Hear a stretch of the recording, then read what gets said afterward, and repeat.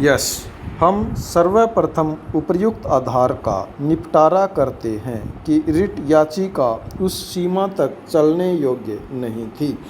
जहां तक याचिको अधिनियम की धारा 5(7) के अधीन कुलाध्यक्ष को अभ्यावेदन करने का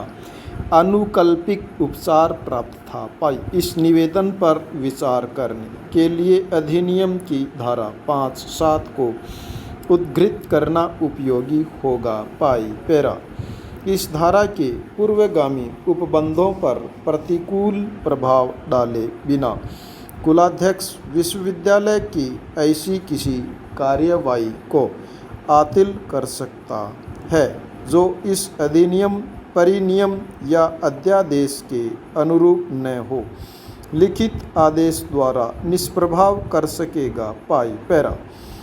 परंतु ऐसा कोई आदेश करने के पहले वह विश्वविद्यालय को इस बात का कारण दर्शित करने के लिए कहेगा कि क्यों ऐसा आदेश न किया जाए, और यदि उचित समय के भीतर कोई कारण दर्शित किया जाता है तो वह उस पर विचार करेगा। पाई पैरा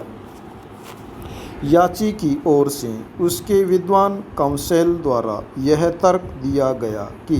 प्रथमतः विज्ञापन का मुद्दा अधिनियम की धारा 5(7) के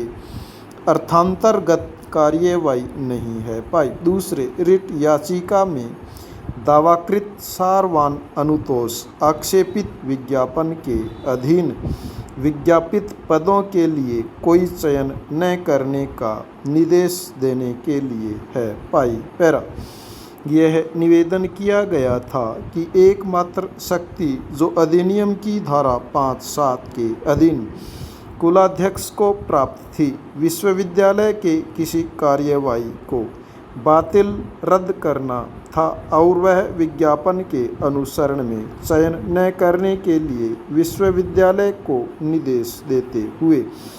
परमादेश का रिट जारी नहीं कर सकता। पाई दूसरी ओर प्रत्यार्थियों के विद्वान काउंसिल ने यह तर्क दिया था कि विज्ञापन का जारी किया जाना विश्वविद्यालय के अध्यादेशों के अधीन विश्वविद्यालय में नियुक्त करने की प्रक्रिया का एक कदम कार्यवाही था, इसलिए यह अधिनियम की धारा 5(7) के अर्थांतर्गत कार्यवाही थी। पाई पैरा इस निमित्त पक्षकारों के विद्वान काउंसिलों द्वारा दी गई दलीलों पर विचार कर लेने पर हमारी यह राय है कि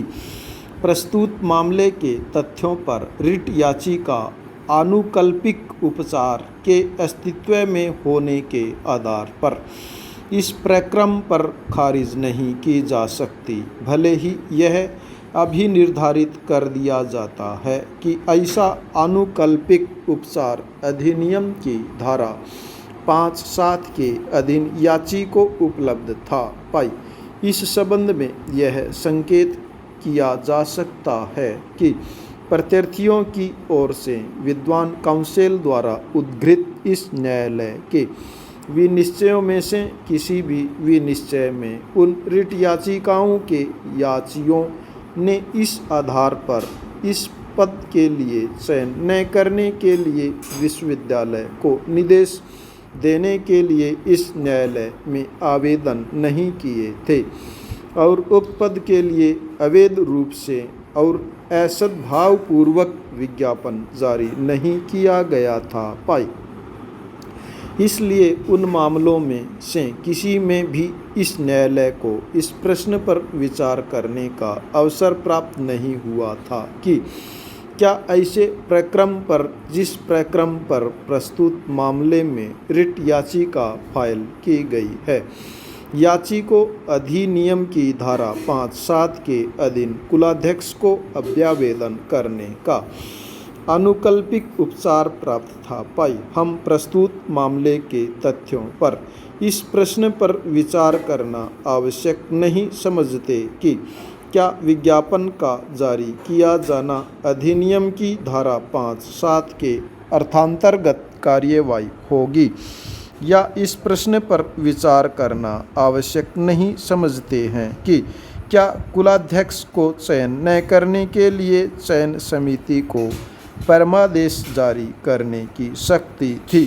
क्योंकि हमारी राय है कि भले ही कोई आनुकल्पिक उपचार उपलब्ध था, फिर भी रिट याचिका इस आधार पर खारिज नहीं की जा सकती, जबकि इस निमित्त अभिवाक पर पक्षकारों के विद्वान काउंसिल द्वारा किए गए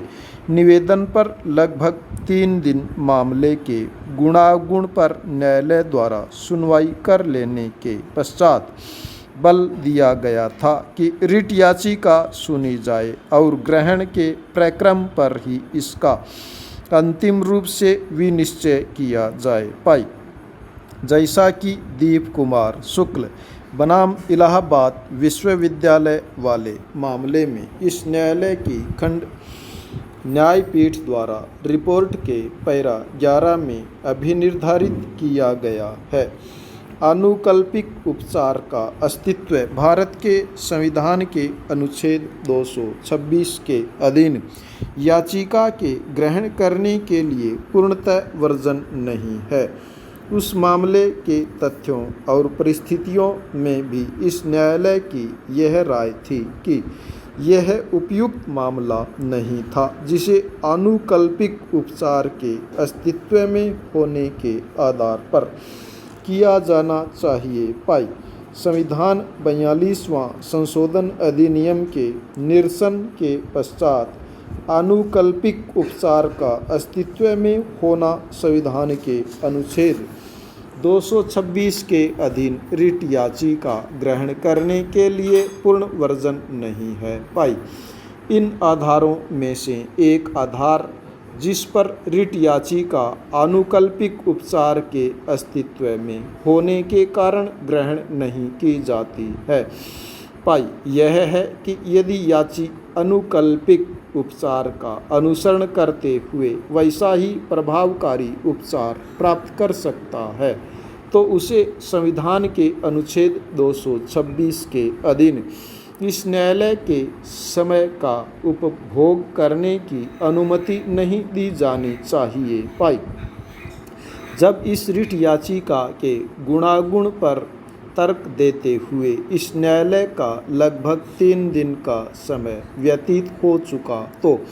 इस प्रक्रम पर एकमात्र इस आधार पर रिट याचिका को खारिज करना विवेकाधिकार का सही प्रयोग नहीं होगा। पाई स्टॉप।